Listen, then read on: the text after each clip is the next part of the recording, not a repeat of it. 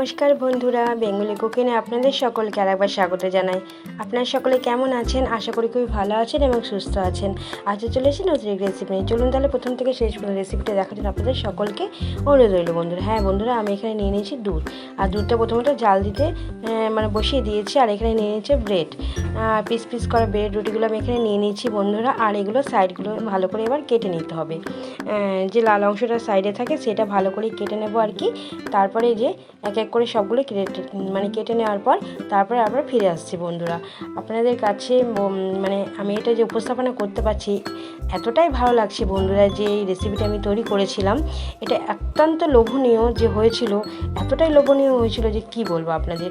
আপনারা তো বাড়িতে সকলকে খাওয়াবেন এবং সকলের তো সারপ্রাইজ হবেই। যে কোনো বাড়িতে গেস্ট আসলেও তাদেরকেও এটা দিতে পারেন, তারা তো চমকে যাবে। তারা ভাববে, বুঝতেই পারবে না যে এটা বাড়িতে বানানো। এতটাই টেস্টফুল হয়েছে, ভাবতে হয়তো দোকান থেকে কিনে নিয়ে এসছেন হয়তো। এতটাই টেস্টফুল হয়েছিল এই ম্যাঙ্গো ব্রেড ক্ষীর কাটলেটটা। প্রথম হচ্ছে এই ম্যাঙ্গোটা আমি কেটে নিতে হবে। তারপরে হচ্ছে কেটে নিয়ে তারপরে একটা মিক্সার জারের মধ্যে ভালো করে কিন্তু মিক্সি করে নিতে হবে বন্ধুরা। এই যে কেটে নিচ্ছি হাফ হাফ করে কেটে নেওয়ার পর ছুরির সাহায্যে তারপরে আমি এই যে এটা ডিজাইন করে কেটে নেওয়ার চেষ্টা করছি আর কি বন্ধুরা। তাহলে সহজে আর কি মিক্সার জারের মধ্যে দেওয়া হয়ে যাবে। তো তার জন্য আর কি এইভাবে আমি ডিজাইন করে নেওয়ার পর তারপরে মিক্সার জারের মধ্যে খোসাটা বাদ দিয়ে বাকিটা পুরো অংশটাই সেটা আমি দিয়ে দেবো আর কি বন্ধুরা। এই আমটা আমার বাড়ির গাছেরই আম। এটা হিমসাগর নয়, এটা একটা নামটা ঠিক আমার জানা নেই, কিন্তু এই আমের সেন্টটা না খুবই সুন্দর আসে বন্ধুরা। এটা আষাঢ় মাসে পাকে, কিন্তু এই সেন্টটা না এতটাই সুন্দর লাগছিল যখন আমি এই ক্ষীরটা বানাচ্ছিলাম। পুরো ঘরটা, আমার রান্নাঘরটা পুরো মম করছিল, এতটাই সুন্দর। আপনারা যে কোনো আম দিয়ে বানাতে পারেন বন্ধুরা, সেটা আপনাদের খুশি, কিন্তু টেস্ট হবেই। তারপরে এই যে দুধটা আমি এখানে 1 কেজি দুধ নিয়েছিলাম, সেটাকে আমি একদম জাল দিয়ে 500 গ্রাম করে নিয়েছি। দেখুন বন্ধুরা, ক্ষীর বানাবো তো তার জন্য আর কি এটা আগে থেকে বসিয়ে দিয়ে বাকি কাজগুলো আমি এক এক করে সেরে নিচ্ছিলাম আর কি। অবশ্যই লো আছে দুধটা দিয়ে রাখতে হবে, নাহলে তো উতলে যাবে বন্ধুরা। দেখুন আমার একদম কিন্তু দুধটা ঘন হয়ে এসছে অনেকটা। এবার চিনি দিয়ে দিলাম পরিমাণ মতন। আমটা মিষ্টি হলে চিনিটা অবশ্যই পরিমাণ মতন দিতে হবে। আর ওই যে রুটির সাইডে যে ছিল সেগুলো আমি মিক্সি করে একটুখানি দিয়ে দিলাম, তাহলে কী হবে, অনায়াসে ঘন হয়ে আসে বন্ধুরা।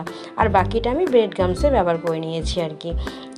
তারপরে হচ্ছে এই যে ভালো করে ঘন করে আমার জাল দেওয়া কিন্তু হয়ে এসছে। আর এই যে মিক্সির মধ্যে যে আমটা আমি মিক্সি করে রেখেছিলাম বন্ধুরা, সেটা আমি এখানে দিয়ে দিলাম। এবার আমাকে কি করতে হবে, নাড়িয়ে চাড়িয়ে অনবরত নাড়াতে চাড়াতে হবে, নাহলে হয়তো নিচটা ধরে আসবে বন্ধুরা। এই ক্ষীরটা আমাকে বানিয়ে নিতে হবে। এতটাই টেস্টফুল এই ক্ষীরটা হয়েছিল বন্ধুরা, আপনাদেরকে কি বলবো। আপনারা একবার বানিয়ে বাড়ির সকলকে বানিয়ে খাওয়ান, তারা তো সারপ্রাইজ হবেই, কেননা এতটাই টেস্টফুল হয়েছিল। একটাতে তো মন ভরবেই না, 2-3টে অনায়াসে খেয়ে নিতে পারে সকলেই। আর এখানে ময়দা নিয়ে নিয়েছি, একটা ব্যাটার রেডি করে নেবো। অল্প পরিমাণে লবণ দিয়ে দিলাম। যে কোনো মিষ্টিতে অল্প পরিমাণে লবণ দিলে তো ভালোই লাগে, তার জন্য ব্যাটারের মধ্যে এখানে ময়দার ব্যাটারটার মধ্যে আমি দিয়ে দিয়েছি। আর বেশি পাতলাও করবো না ব্যাটারটা, আর বেশি ঘনও করবো না। এভাবে আমাকে ব্যাটারটা রেডি করে নিতে হবে বন্ধুরা। আর এদিকে আমার দেখুন রুটিগুলো কাটা হয়ে গেছে, পিস পিস করা রুটিগুলো। তারপরে হচ্ছে এখন আমাকে কী করতে হবে, রুটিগুলো আগে এক এক করে আর কি এই যে দেখুন আমার ঘন করে কিন্তু ব্যাটারটা আমার এখানে রেডি হয়ে গেছে। এরকম ঘনত্বটা আপনারা রাখবেন, তাহলে কিন্তু খেতেও ভালো লাগবে এবং সাইডে আর কি পড়েও যাবে না। ঘনত্বটা এরকম পরিমাণে আপনারা রাখবেন, এই ক্ষীরের ঘনত্বটা। ব্যাটারটাও রেডি হয়ে গেছে, এবার শুধু ব্রেডটা ক্ষীরের মধ্যে পুরটা করে রেডি দিয়ে তারপরে ভেজে নিলেই তৈরি হয়ে যাবে আমার। এই যে রুটির মধ্যে চারিদিকে আর কি লাগিয়ে নিচ্ছি বন্ধুরা। একটু সময় সাপেক্ষ, এটা একটু সময় নিয়ে আপনাকে তৈরি করে নিতে হবে বন্ধুরা। কিছু ভালো জিনিস খেতে গেলে বন্ধুরা অবশ্যই একটু সময় নিয়ে তো রেডি করতেই হবে, কিন্তু এতটাই সুন্দর হবে টেস্টটা যে সময়টা লেগেছিল সেটা আর মনেই থাকবে না।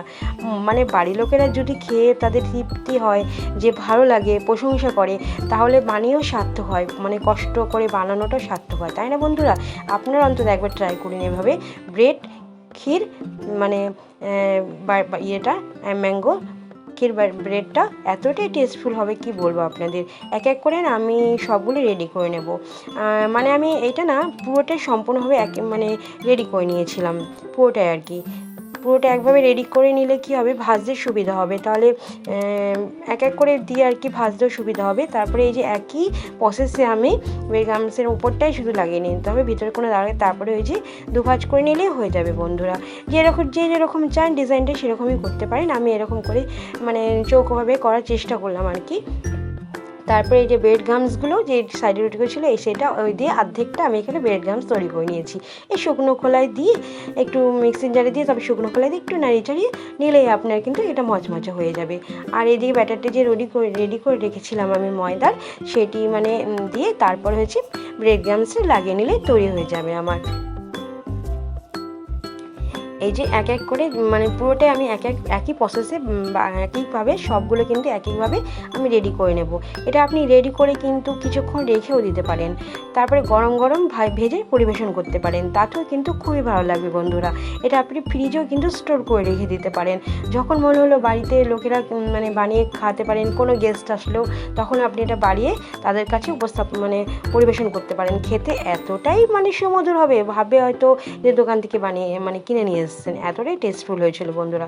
আপনারা একবার ট্রাই করুন, তাহলে তো বুঝবেন যে কতটা সুন্দর হয় এই ম্যাঙ্গো ব্রেড ক্ষীর ব্রেড গামস দিয়ে। তবে ব্রেড গামসগুলো পুরো মানে রেডি করে নিচ্ছি আমি। দেখুন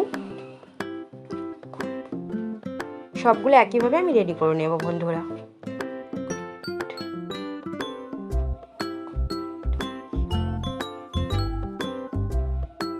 ম্যাঙ্গো ব্রেড ক্ষীর কাটলেটটা কেমন হয়েছে নামটা আমি এটা দিয়েছি, এটা তো আমারই রেসিপি, তার জন্য আমি নামটা দিয়েছি বন্ধুরা। আর এই যে তেলটা আমি হাইটে একটু গরম করে একদম কিন্তু লো আঁচে দিয়ে নেবো এবার, কেননা এটা আমাকে লো আঁচেই ভাজতে হবে। তারপরে এক এক করে সবগুলো কিন্তু আমি আগে থেকে বলেছিলাম রেডি করে নিয়েছিলাম। এক এক করে এবার দিয়ে কিছুটা সময় নিয়েও কিন্তু আমাকে এটা ভেজে নিতে হয়েছিল বন্ধুরা। মানে 6-7 মিনিট মতন সময় নিয়ে উল্টে পাল্টে নিতে হবে, কেননা দুটোই তো নরম বন্ধুরা, তাকে একটু মচমচে করে আনতে গেলে একটু তো সময় সাপেক্ষ, তাই না?